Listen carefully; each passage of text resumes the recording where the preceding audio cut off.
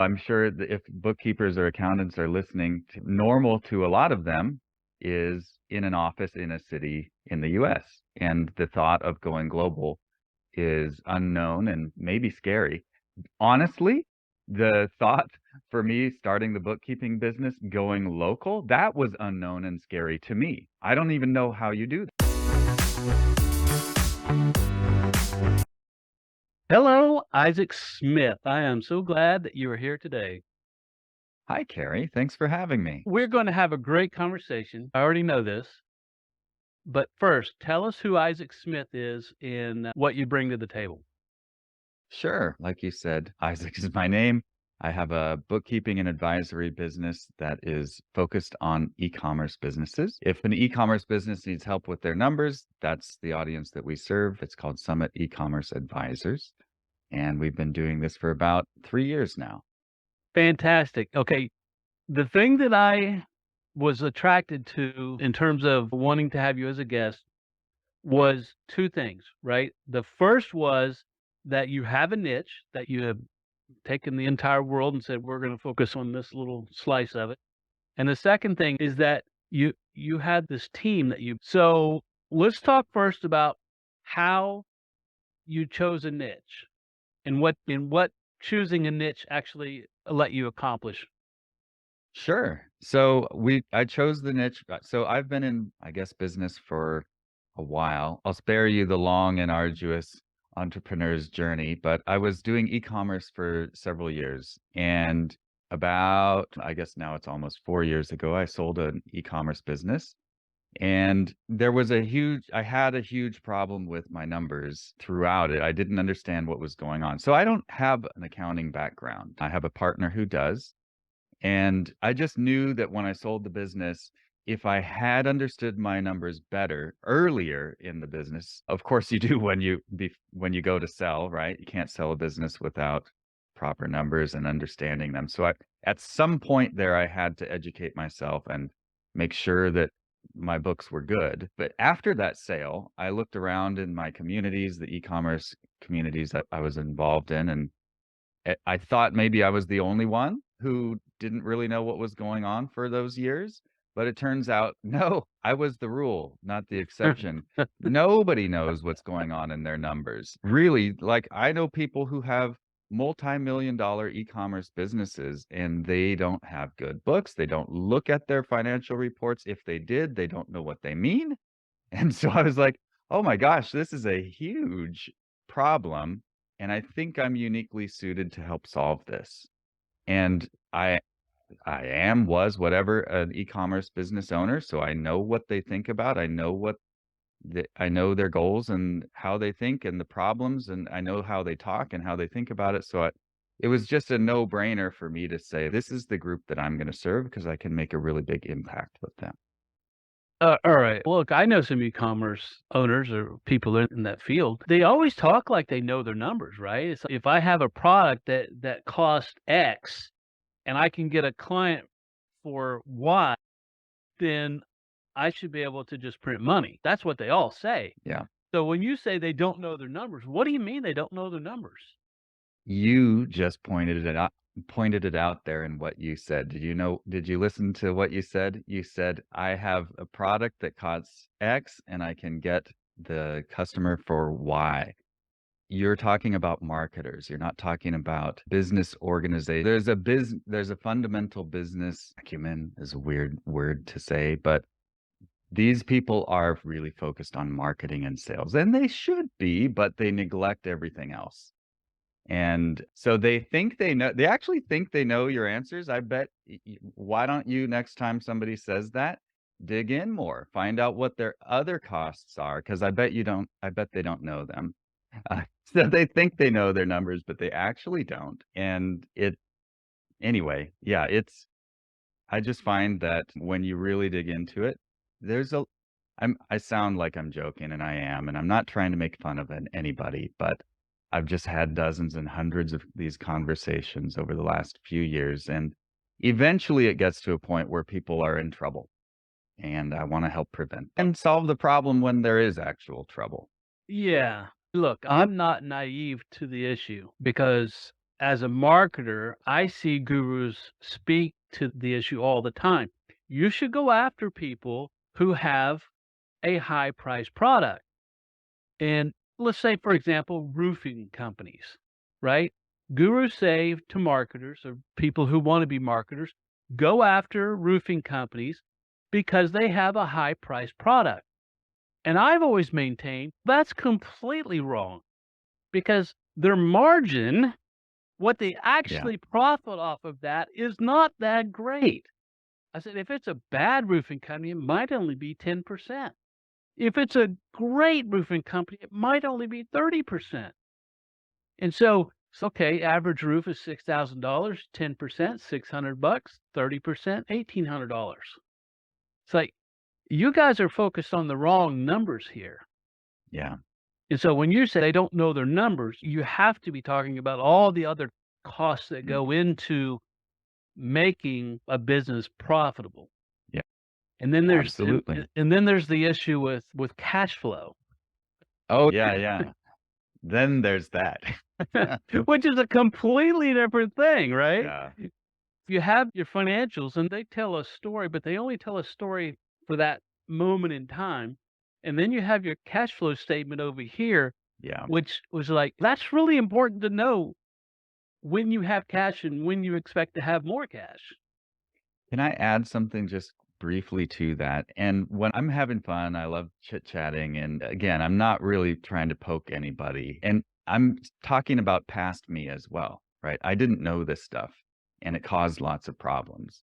So, I know a lot of people will get their P&L, and what do? You look at the top line, "Yeah, okay, I know what I made," and then you look just drop all the way down to the bottom line, and you look at that net profit number, and you go, "Ah, okay, that's my profit." And then you go over and you pull up your bank account and you look at the bank account balance and you go, huh, something isn't right here. And then they go, I don't know what's going on. And most people, most e-commerce, I've learned over time, it's not just e-commerce businesses. Most business owners, they're focused on selling their service or their product. And that's fine. But they don't even know that your P&L isn't supposed to tell you how much money is in your bank. It's not ha does it actually doesn't have very much to do with it. And wow, when I learned that, it was like, "Oh my gosh, something unlocked."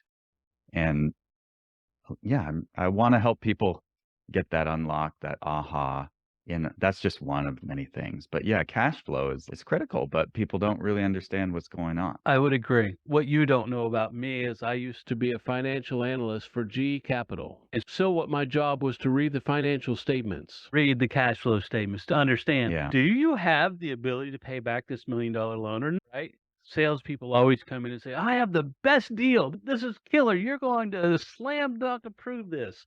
And you start reading it, you like, it's awful. And then, and I think in today's world where so much information is free, it's hidden behind these stories of success, yeah, but what's in that story of success is not the 7 times that they failed. yeah. I've been So there too. Yeah. Oh, have you? Well, yeah, e-commerce, whatever journey you're in is ups and downs. You're not always gonna get it right the first time. Yeah, I've certainly had my share. I like to think in the way I describe it is that being successful is like being a Major League Baseball hitter, right? The very best all-time hitter in the world, Ted Williams, he hit 400 in a year. Okay, 400. What does that mean? That means he failed at bat 6 out of 10 times. Yeah, 6 out of 10. As entrepreneurs, if we get it right 3 out of 10, man, we're all-stars. yeah, We're freaking yeah, all-stars. yeah, But nobody talks about that. Nobody yeah, talks about the failure rate on ideas, on things that you want to try. E-commerce world, it's products. It's like, okay, well, take that as a baseline to start with. Then we know that we're going to have to try a number of different things in order to get success. And I think that works for marketing. We have an idea of what will work based on past experience. We throw it out there and then we see if that message resonates. Or maybe we got the market wrong or we got the target wrong, but maybe the message was good, but the target was wrong. And there's so many little things that go into that success. So, let's go back to your niche, e-commerce.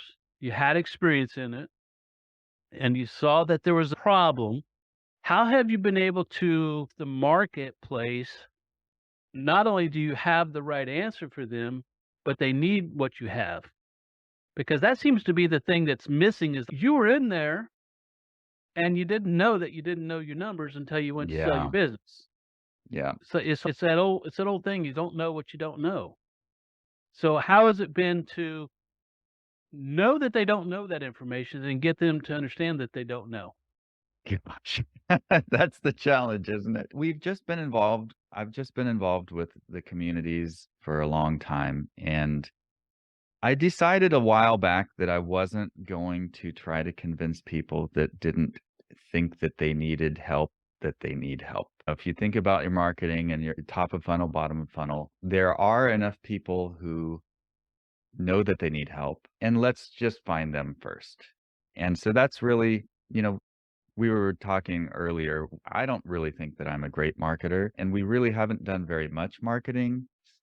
You I know you're not you mentioned that word of mouth isn't the best marketing, but that's basically what we've done. We do have some referral partners who, we have good relationships with, and so when an e-commerce seller comes their way and they need help with their numbers, they send them our way. But really it starts with a lot of so for bookkeeping, if you're talking just bookkeeping, a lot of people just don't have good bookkeeping or they don't trust it. And so they ask around and eventually they find some of them find their way to us. And so we don't the what you don't know part. I'm at this point in time not really trying to solve that problem. Gotcha. What we do is when they come to us, we want there's 1,000 bookkeepers out there, right? So go to any one of them, they'll throw numbers at you. I like to think that what makes us unique is, yeah, we'll give you your numbers, but we'll also try to help educate you on what they mean.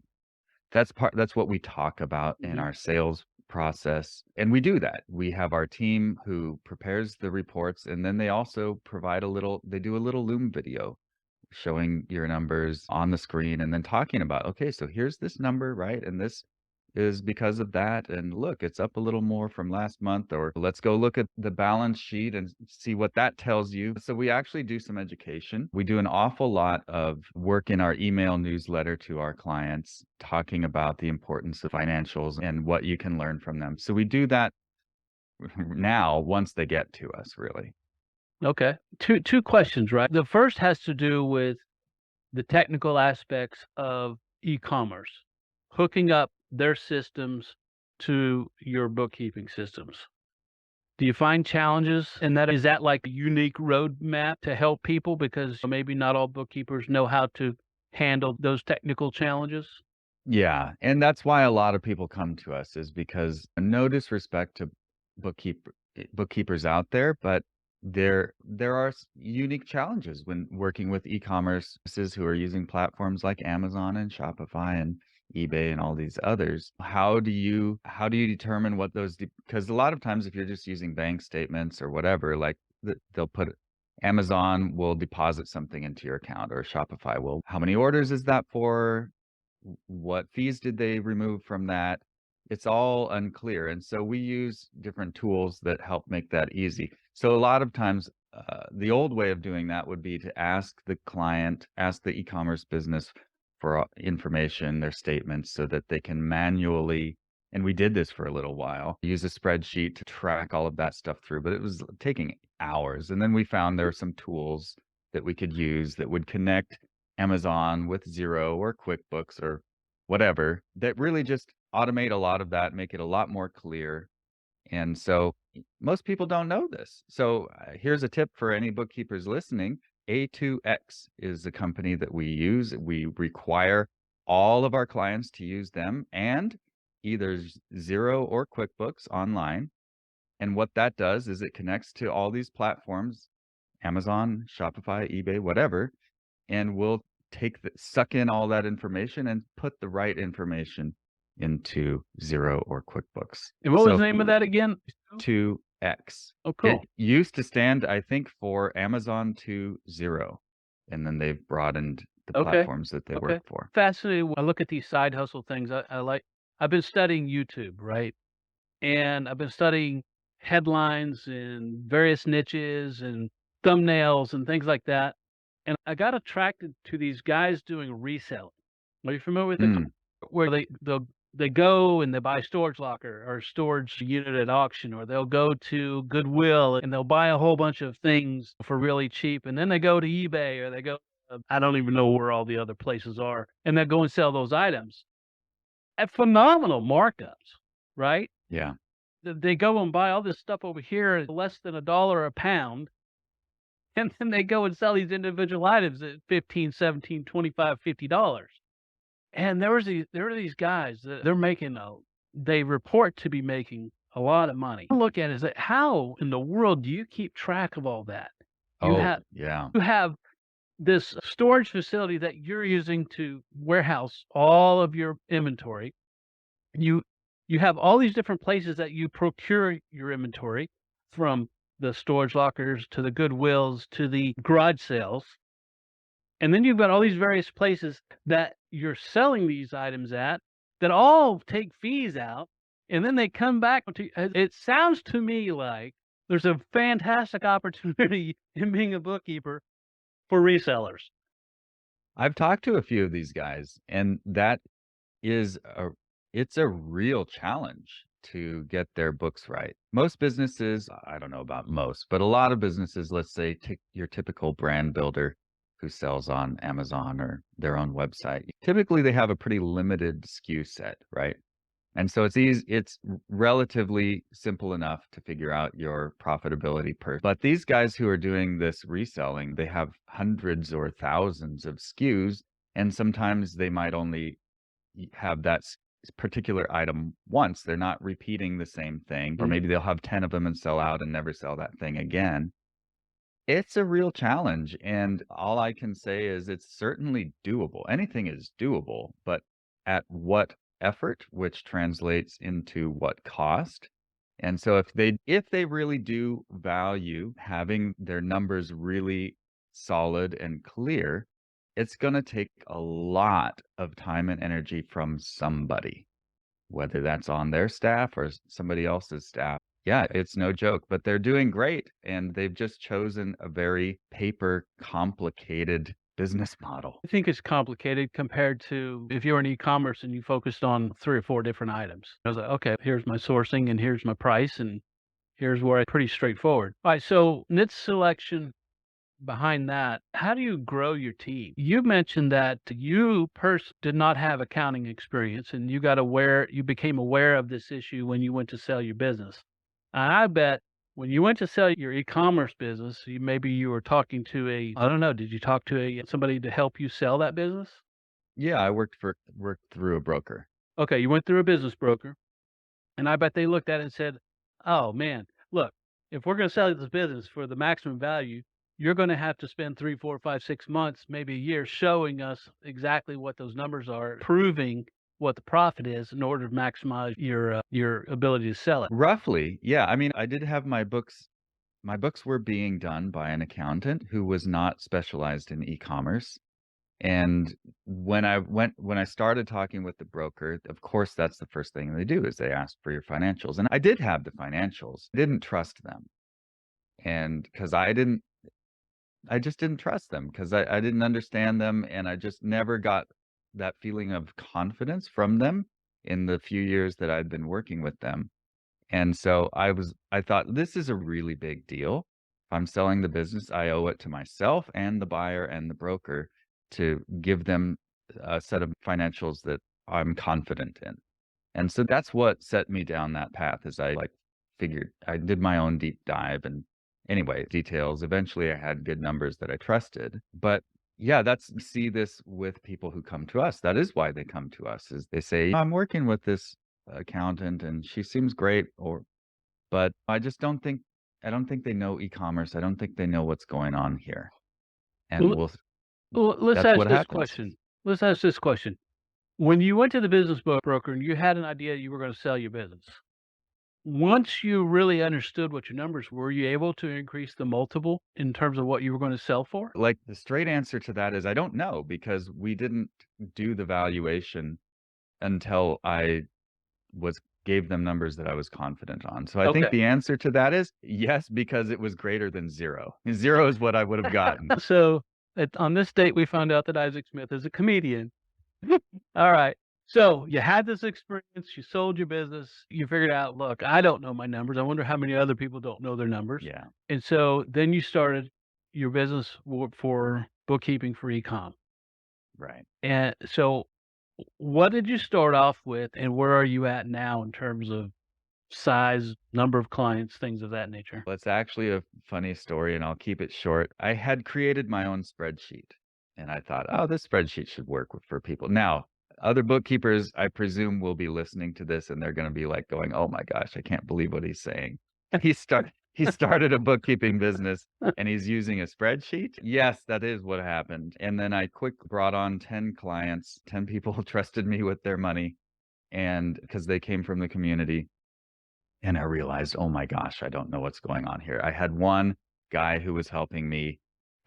He was not a bookkeeper either. He was just who I trained to use the spreadsheet in the way that I had been using it, but it didn't work.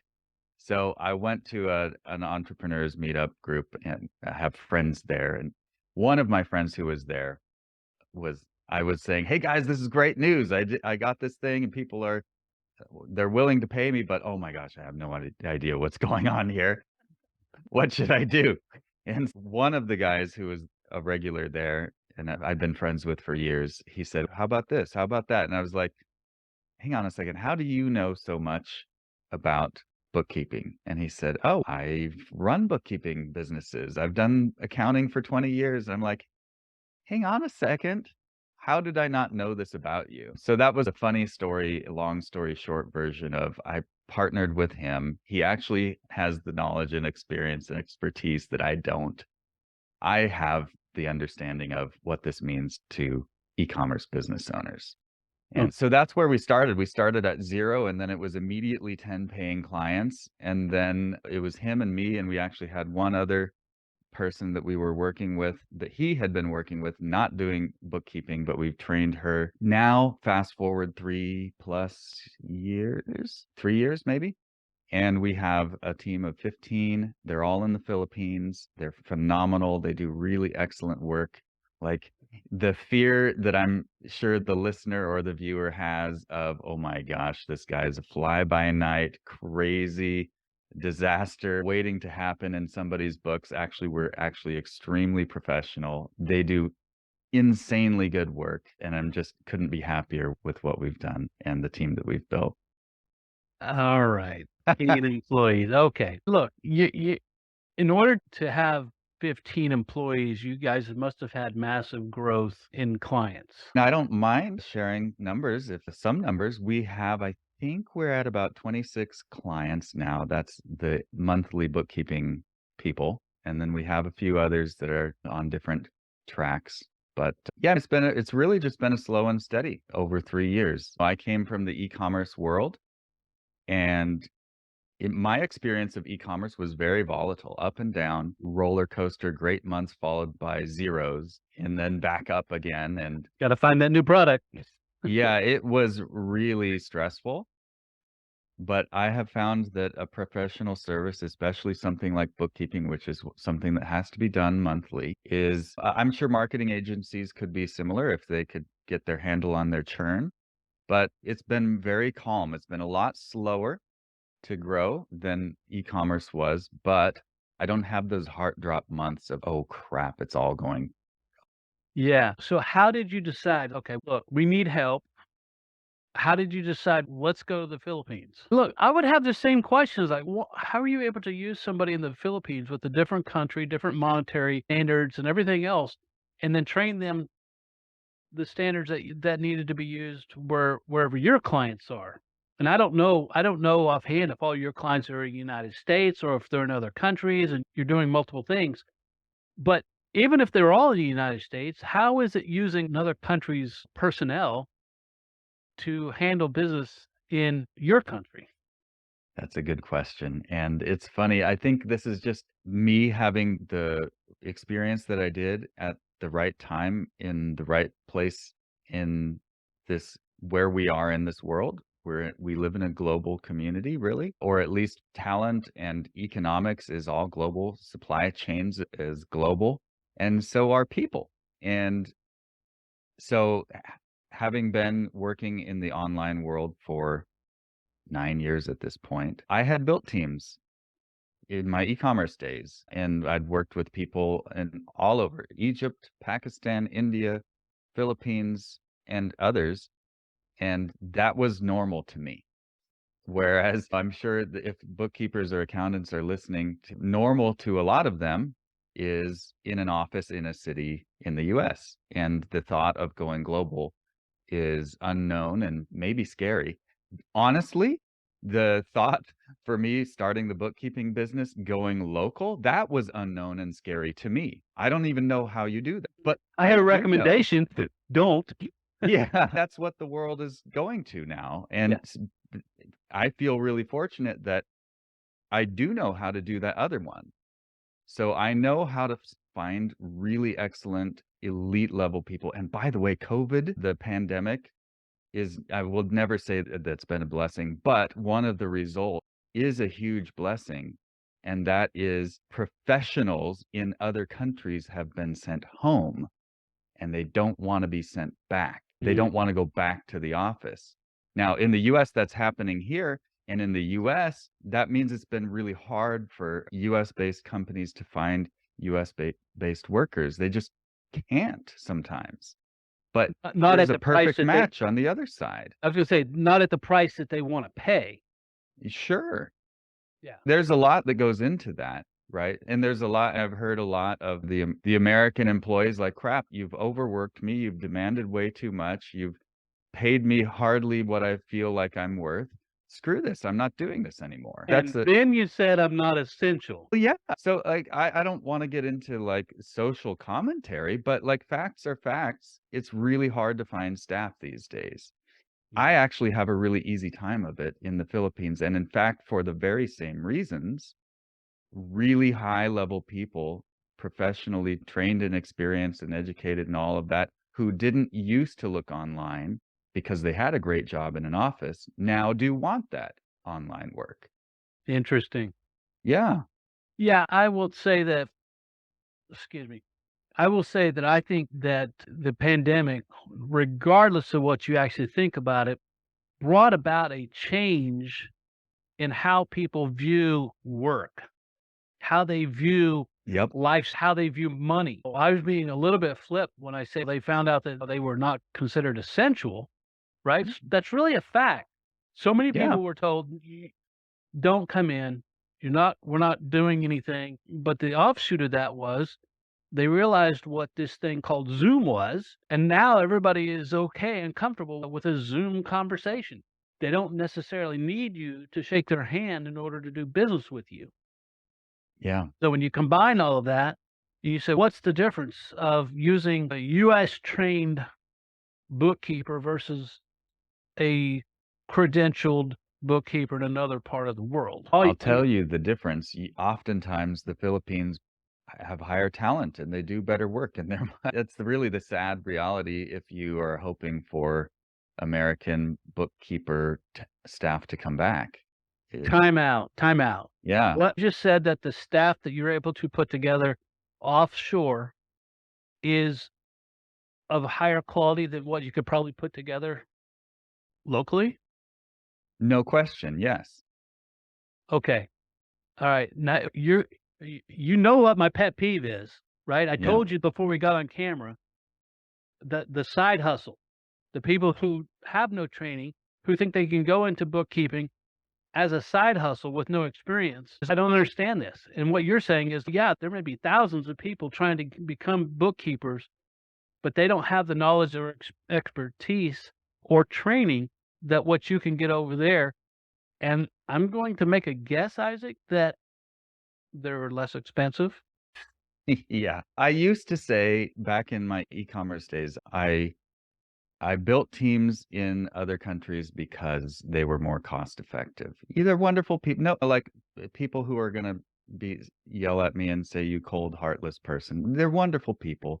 Actually, heart is in culture is of utmost importance to us, and that's actually why we've done so well.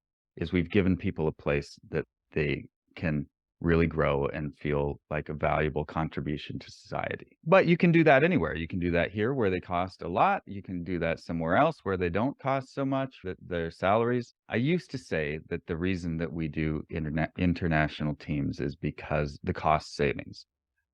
These days, I say it's because they're the best Alright, well, and they come with a cost savings. that's a wicked change. It is. And I recently, so in August, we had a team retreat.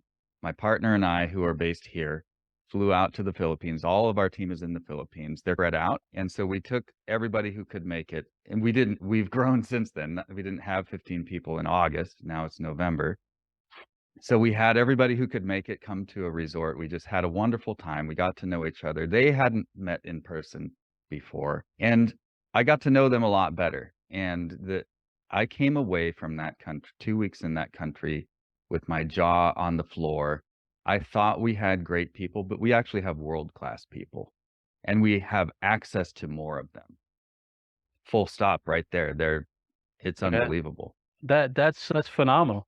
I had no idea that you're gonna be able to share that kind of story today. I'm happy to do it. Look, I've hired offshore talent. I've hired people from Australia to Romania to Pakistan to Philippines, and I had a guy early in my career that was just absolutely phenomenal at what he did. He was in Romania phenomenal at what he did, and the thing that he charged me for was 1/15 of what it would cost me to get done here, yeah, it was inexpensive, but the quality of his work and the quality of his communication was top notch. So, I don't come into this conversation with a preconceived notion, "Oh, they're third world people, they don't know what Yeah. they're doing." Absolutely not. Many of the people I've hired have way higher educational credentials than I have, but I just know how to do the thing I do. Yeah. And like you, so I don't know how to do accounting, but I can put a team together, Yeah. and I think that's the thing that's missing. You could train people to be bookkeepers, but they're still going to want to make a US salary, right? They want a US salary. And your business, I mean, we didn't clarify this, but you're not a non for profit operation, right? No, we're definitely a business. Yeah. All right. So you're in it to make money for you and your partner and your family. Mhm. At the same time, you want to provide a great service for your clients. Yeah. And I don't know, let's just say that even if you're at the top of the pricing chart, that still means that there's a difference between what you charge and what you can take home. And how you maximize that. You keep your expenses down as much as possible, right? Yeah. Mi- And I'll tell you, look, you're getting me so excited. I have to jump in here and I have to just tell you, like, what when we went to the Philippines, what we saw. I've been hearing people talk on our team, for some of them have been with us, I think the longest now is a year and a half, or yeah, now a little more than that. And we pay our team a great wage for them. So roughly, if you think about what the average salary is over there, I think on average we're paying like 1.25, 1.5 times as our starting rate what they could make in an office. And some of them are up because they've grown with us. We've promoted them, we've given them more opportunity. They're thrilled with, and they have people that they love working with. They call them family, right? So some of them are making 2 or 3 times what they could make in an office. They're building a wonderful life for their, Where do you get the parts for families. that? I'm sorry? Where do you get the parts to make a wife? Oh, you lost me.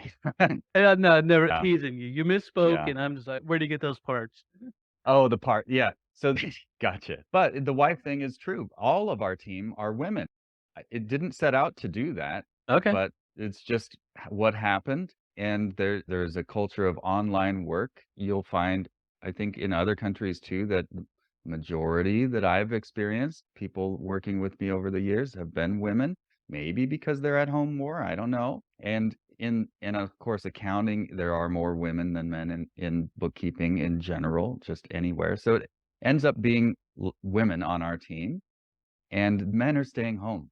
They're not working. They're taking care of the kids because she's making twice or more what he could make at work. And so it's just this Oh, really wow. interesting thing.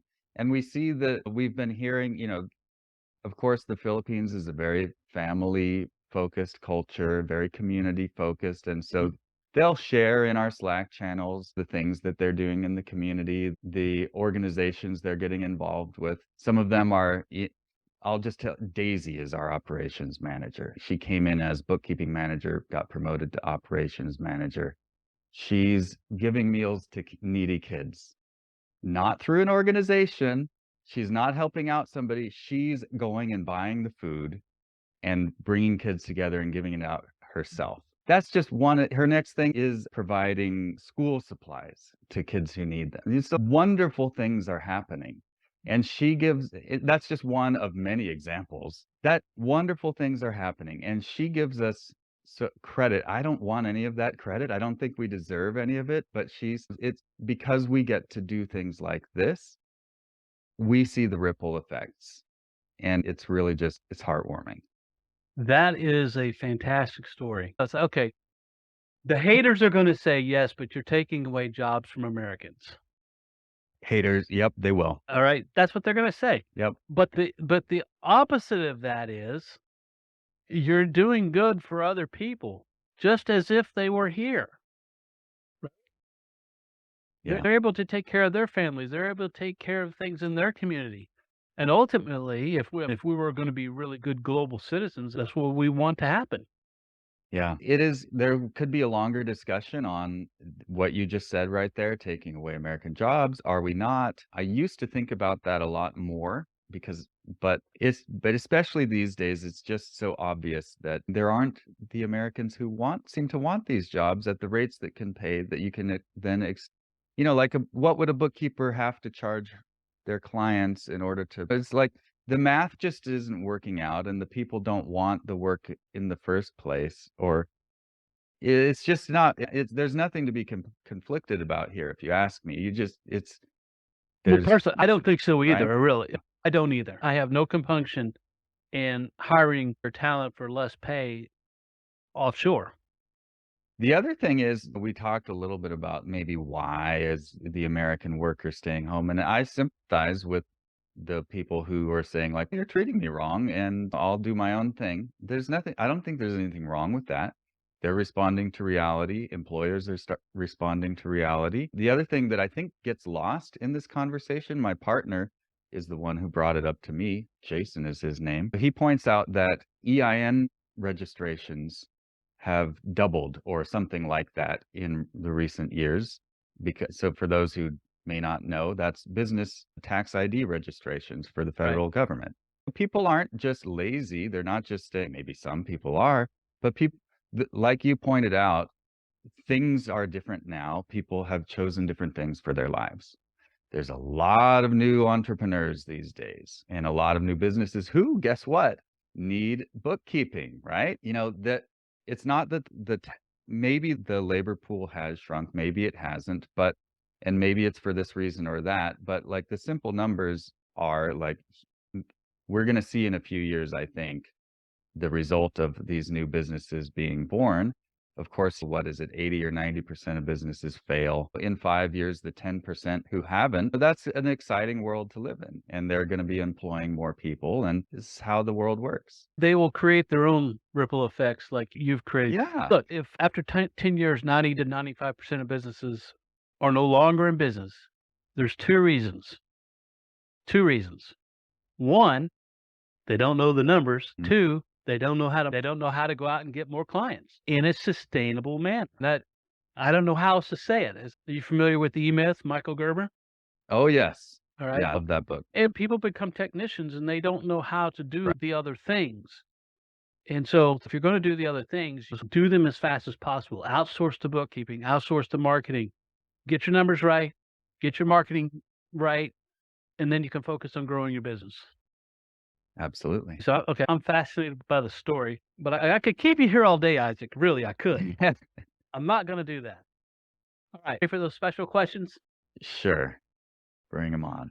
All right, what is something you did radically different than your peers 5 years ago that led to pushback from them, but has served you? 5 years ago, I was running my e-commerce business. I was thinking about maybe selling it one day, and I think one of the things that I did radically different was, as it's pretty clear, I've been involved with a number of businesses that maybe some don't seem related to each other, but I think I've learned over time things that I'm not good at, things that I am good at, things that excite me, things that I hate, and I've always just loved the people aspect of the business. So in e-commerce, my peers were a little confused by my excitement over the team building stuff. And so I think that's something that has was a little weird at first and over time has really turned into what I think is what I'm best at.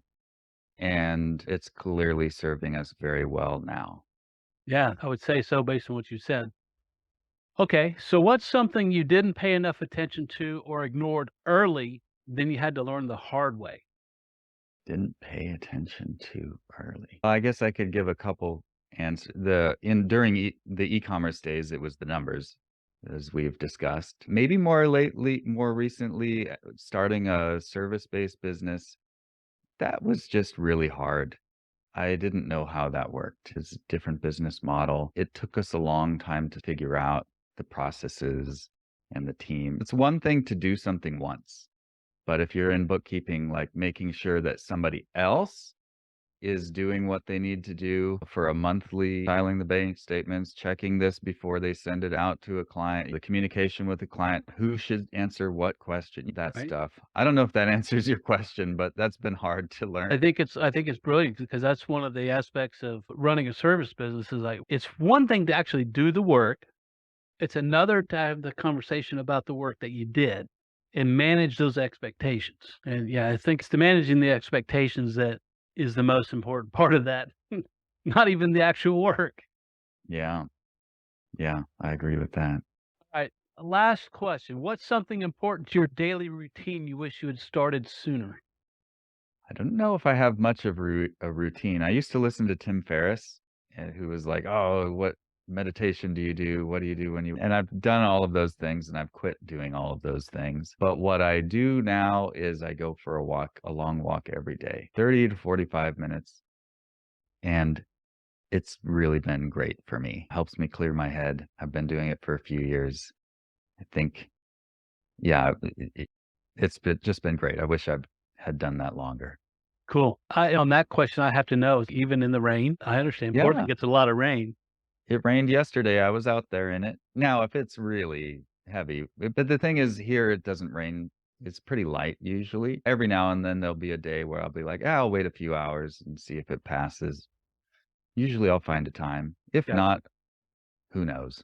Yeah, if it rains here, it's raining. Yeah. Okay, Isaac, tell us where people can find you, anything you have to offer, and who you serve. Sure. So we serve e-commerce businesses who need to know their numbers. So we have bookkeeping and some fractional CFO services. You can find that at summitecommerce.co, C-O, not C-O-M. But I imagine most people listening to this will probably be accounting or bookkeeping professionals, and so they probably don't care. But I actually am as we've discussed, I've discovered this is a huge problem for accounting and bookkeeping businesses, this staffing issue, and I'd love to help. And so if anybody wants to get in touch with me, feel free. You can find a link over there at the website, or you can email me directly, Isaac. Now the spelling is ISAC at summitecommerce.co. I'd love to help as many people as I can. I think eventually I'll build some sort of offer. I don't know what it is, but the more people I can talk to in the meantime, the better I can help people. And So that just sounds like fun. So feel free to reach out. You can find me on the Facebooks or the LinkedIn's if you search my name, probably. Awesome, Isaac. This has been a pleasure. Appreciate your participation. Yeah, it's been fun. Thanks for having me. You bet.